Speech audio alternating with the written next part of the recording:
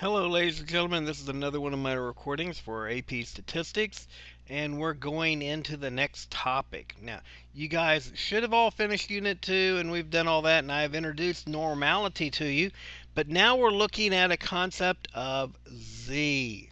Oh, I know what Z is. Z, the last letter of the alphabet. Yeah, I got that. Not quite the same thing. We'll get into it in just a little bit here.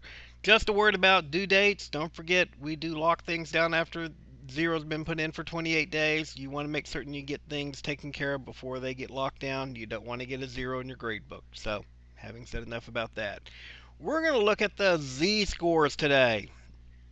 Wow, what's a Z-score? Other than a video game that might be out there that you guys could go play, and I wouldn't recommend it. Z-scores and raw scores are kind of different. What we do with a Z-score is if we're looking at a normal definition, a normal distribution of data, what you're looking at is a way of making that normal distribution of data fit so that it's comparable to the standard normal distribution of data. It's actually telling us the number of standard deviations above or below the mean that a score is. So what you're looking at is if you go look at the standard normal distribution and say, well, we know that if we're 2.5 standard deviations away from the mean at this point right here, I can look at the standard normal definition and see exactly what percentage of the people should be underneath that curve at that point.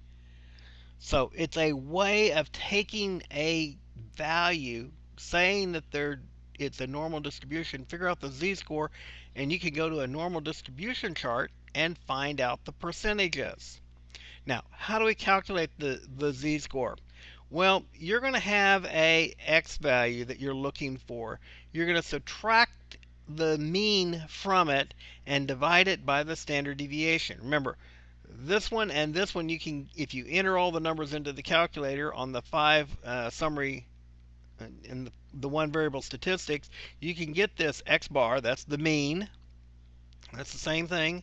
That mu and that x bar are the same thing. You can get the standard deviation. It's right there. And so you can actually work this out fairly simply. If I'm looking for a particular number in the distribution, I can then take that particular number, subtract the mean from it, divide it by this. Yes, that means sometimes it'll be a negative number. Your z could turn out to be a negative number.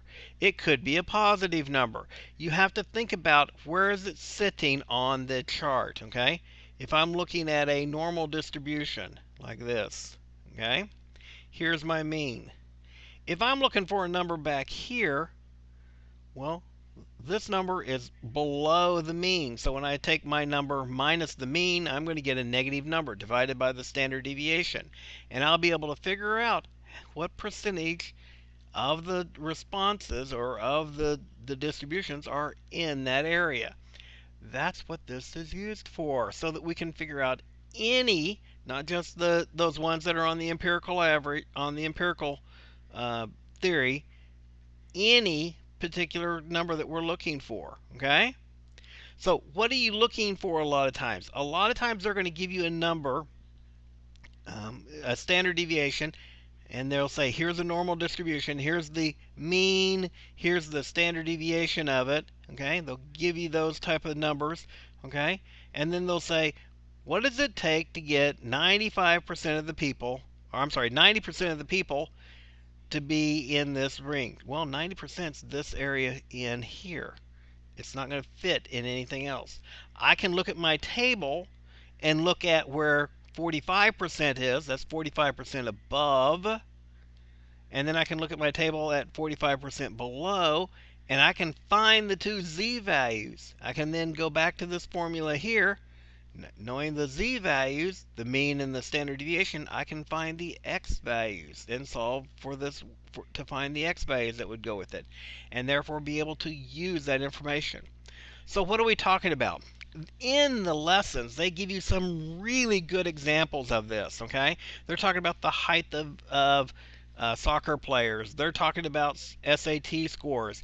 anything that they can think of that might be a standard deviation, and they're giving you some problems that give you good ways of looking at it, I really recommend you watch those lessons. Those are probably some of the best lessons that they've got in the AP Statistics course. Watch them. They're giving you really good information about how to calculate the z-score, how to read the table, how to get the numbers out of the tables, and use that information. We'll talk about it in Class Connect a little bit, but I want you to have an opportunity to play with it. Have fun with it. I'll talk to you later. See you at the next class.